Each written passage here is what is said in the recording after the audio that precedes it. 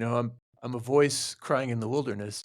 And in fact, I told you before when we were talking that Good memory, you didn't even have to check your phone. yes, and luckily, and I didn't record that conversation. So, yeah, I mean, I don't get a lot of people calling me to come work for their corporation to help them develop AI ethics for their new AI apps because it's not time yet. I'm too far ahead. They're busy trying to push product now. Mhm. They're not worried about ethics because they haven't had a catastrophe. Yeah, it's laws are written in blood, right?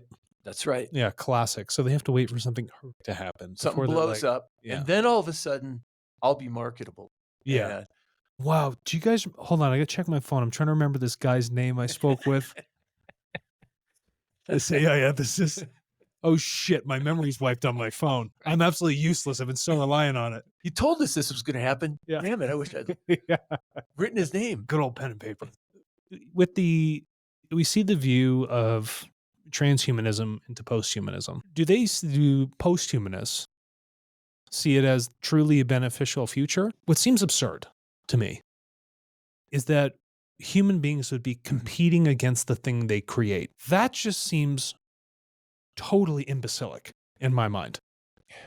Talk to it does, and How frank could it not? and fr the technology tycoons talk out of both sides of their mouth, especially Elon Musk. I hope I don't get sued because 'cause I'm saying this on air, Oh, but this is the best channel to get sued on. It's Turtlecast. I got to tell you. but it's the simple truth. I have all kinds of articles to back this up, where he just says to writers who write it down that, we need to compete with AI because it's gonna be dangerous. We need to have a plan B where we move to Mars.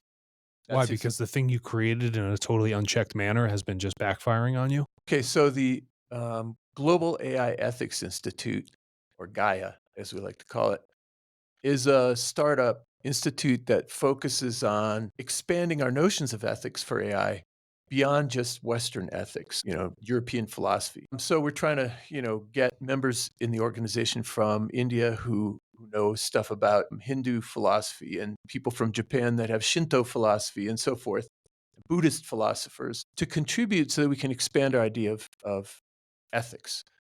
So what I do is I'm on the board of directors. I'm the director of research and academic affairs. We don't do a lot of academic stuff. I'm from academics, but I keep promoting to the rest of the board members that we need to deal with everybody and include everybody, especially business people in this organization. So I try to steer what kinds of things we're producing um, in terms of research and what audience we produce them for.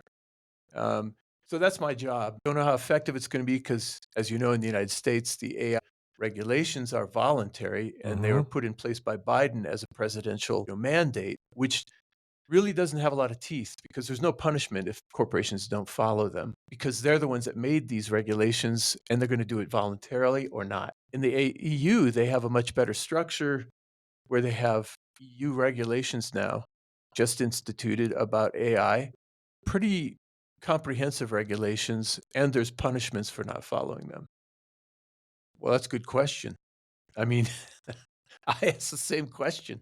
Uh, I Am I being unreasonable, Kevin, when I ask this? well, when people would ask me in the '90s, "Do you think computers will take my job?" I always would answer, and this didn't make me popular, but I would answer, "Well, if it tries, you can just unplug it." Yep, that checks out. Yeah, and with AI, there's so many glitches. AI is not reliable, and that's why I don't think it's gonna take over the world, How could it take over? So, well, there's everybody worries about the Terminator scenario, right?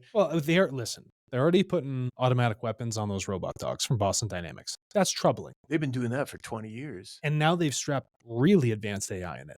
Very troubling.